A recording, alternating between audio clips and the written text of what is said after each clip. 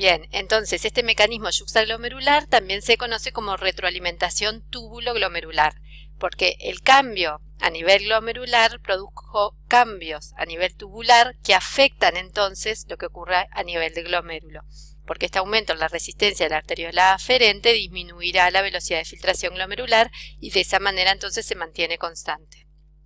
También puede ser que las sustancias vasoconstrictoras afecten a las células mesangiales sobre las que están apoyados los capilares glomerulares, y estas al contraerse disminuyen el área del capilar que está disponible para la filtración, y en ese caso el efecto sería el mismo, una disminución en la velocidad de filtración glomerular. El riñón además tiene una regulación extrínseca que está dada por una regulación neural y una regulación hormonal. Muchas veces esta regulación es más fuerte que la autorregulación que veíamos recién.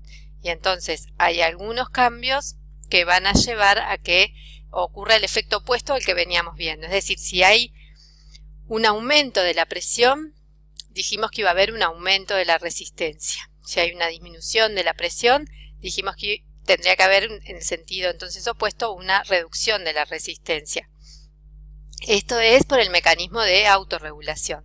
Pero en el caso de que tengamos, por ejemplo, una caída de la presión por una hemorragia, bueno, en ese caso vamos a ver los mecanismos que se activan, que van a implicar la regulación extrínseca y que van a superar la autorregulación.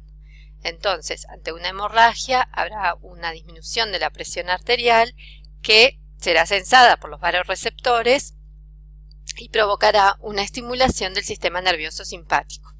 El sistema nervioso simpático, por estar inervando al riñón, aumentará la resistencia a nivel renal directamente, lo que disminuirá el flujo sanguíneo renal y la velocidad de filtración glomerular. Es decir, que hay un descenso de la presión, pero un aumento de la resistencia, y se están comprometiendo el flujo y la velocidad de filtración glomerular. Además,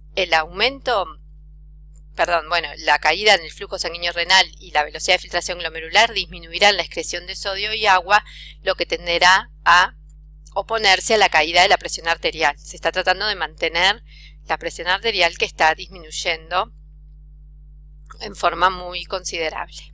Pero como les decía, además el aumento de la activación simpática provocará aumento de la secreción de renina a nivel del riñón. En el esquema del aparato yuxtaglomerular se veían unas células que tenían gránulos, que son las responsables de la secreción de renina.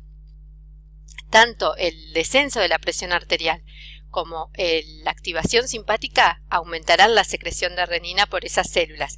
Y la renina es una enzima que está involucrada en el proceso de generación de la angiotensina 2, que es un poderoso vasoconstrictor y por lo tanto aumentará la resistencia también a nivel renal, pero además por el eje renina-angiotensina-aldosterona, lo que producirá es un aumento de la reabsorción de sodio y agua, que también entonces están contribuyendo al disminuir la excreción de sodio y agua, a tratar de mantener o aumentar la presión arterial.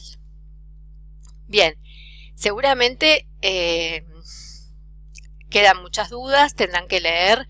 Los libros que les recomiendo son el Bessie Taylor, 12ª edición en español, porque está muy profundo, pero es un libro que ya tiene muchos años, por lo tanto conviene complementarlo con algún libro de fisiología actualizado, como puede ser el Bernie Levy.